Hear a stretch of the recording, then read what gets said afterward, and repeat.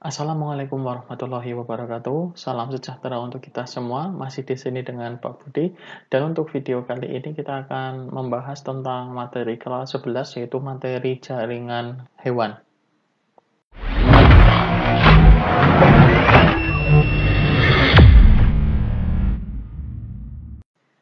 Jaringan hewan, materi sesudah jaringan tumbuhan. Bisa kalian lihat di video, di situ terdapat 8 jaringan yang terdapat di dalam tubuh manusia ya. Untuk jaringan ini memang namanya jaringan hewan, karena manusia sendiri itu tergolong dalam kingdom animalia. Kingdom yang jaringan-jaringan di dalamnya lebih mudah diamati, dibedakan, dan juga diklasifikasikan untuk dilihat bentuk sel, jaringan, serta fungsinya. Dan pada gambar itu terdapat jaringan ikat, jaringan otot, jaringan epitel, jaringan darah, jaringan tulang, jaringan saraf, jaringan adiposa, dan jaringan tulang rawan. Tapi di video ini akan Pak Budi kelompokkan menjadi 4 supaya nanti lebih mudah dipahami, yaitu ada jaringan epitel, jaringan ikat, jaringan otot, dan juga jaringan saraf. Sebelum mempelajari jaringan epitel lebih dalam, ini Pak Budi kenalkan dulu bentuk-bentuknya. Jadi untuk pertama di video ini kita mempelajari jaringan epitel. Bentuk selnya itu ada 4.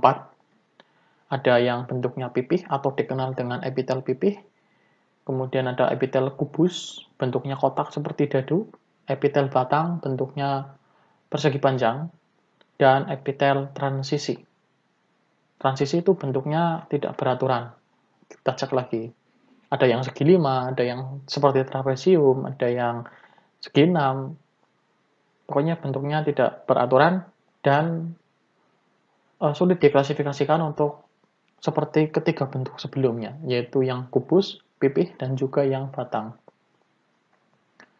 Ini adalah bentuk dari jaringan epitel dengan penampang yang sedikit berbeda, tapi pada dasarnya itu sama ya. Yang pipih itu bentuknya kayak kue dorayaki, intinya di tengah, agak lonjong juga. Untuk kuboid, kubus itu di tengah juga, dan ada yang selapis dan juga yang berlapis. Nanti akan kita pelajari di slide selanjutnya.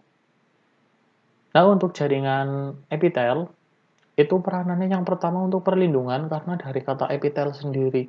Epi itu artinya tepi atau pinggir, atau ada yang mengatakan di luar.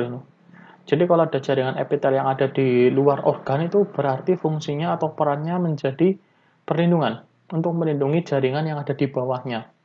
Kemudian ada yang peranannya sebagai sekretory, yaitu mengsekretkan. Kalau bicara sekret berarti kaitannya dengan zat cair, hormon, atau enzim. Yang ketiga ada absorpsi. Absorpsi itu berkaitan dengan usus, yaitu menyerap sari-sari makanan, zat makanan. Yang keempat filtrasi, penyaringan, berarti kaitannya dengan ginjal. Kemudian ada lubrikasi. Kalau lubrikasi itu kaitannya dengan sistem reproduksi. Lubrikasi istilah lain adalah semen atau pelumas.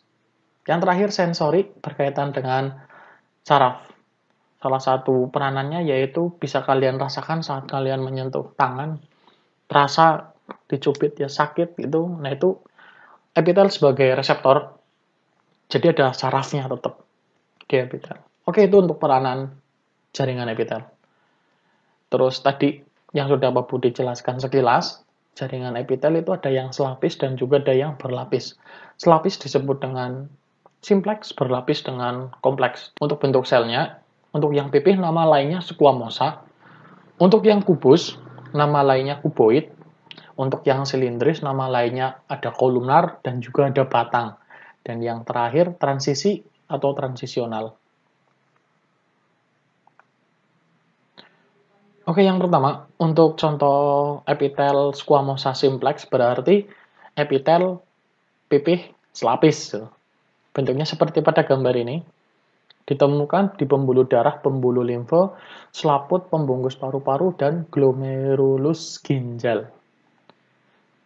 Untuk yang contoh epitel pipih berlapis atau epitel squamosa kompleks, itu bentuknya seperti ini. Yang di gambar sudah ada yang tanpa keratin dan juga ada yang dengan keratin. Keratin itu adalah protein. Di atasnya ini adalah benang-benang atau filamen keratin, protein khusus yang menyusun kulit. Jadi untuk sel pipih berlapis itu jaringan epitel pipih berlapis ditemukan di esofagus, vagina, rongga hidung, dan juga kulit. Oke, yang ketiga. Di sini ada epitel kuboid simplex, berarti jaringan epitel kubus yang selapis. Ditemukan di tubulus ginjal, kemudian ada di permukaan ovarium dan kelenjar tiroid. Bentuknya begini, melingkar, tapi mereka selapis saja. Oke, yang keempat, berarti ada epitel kuboid kompleks, yaitu epitel kuboid yang bertumpuk. Di sini ada dua, kurang lebihnya. Ada dua, epitel kuboid kompleks. Berarti epitel kuboid berlapis. Lapisannya lebih dari satu. Ditemukan di folikel ovarium, testis, dan juga kelenjar keringat. Selanjutnya, bisa kalian lihat di sini ada epitel kolumnar simplex. Berarti epitel silindris atau batang selapis. Ditemukan di jonjot usus, kantong empedu, dinding lambung, memiliki struktur yang disebut dengan sel goblet. Ini selapis ya, jadi hanya ada satu baris saja, dan di sela-sela epitel kolumnar simplex ini terdapat sel goblet, yaitu sel yang ini. Kemudian untuk setiap jaringan epitel itu terdapat membran basal, yaitu sebagai pondasi jaringan-jaringan epitel, sel-sel epitel yang ada di atasnya. Ya ini goblet cell, bisa diperhatikan ya, sel goblet, dan ini sebagai sekresi untuk epitel kolumnarnya.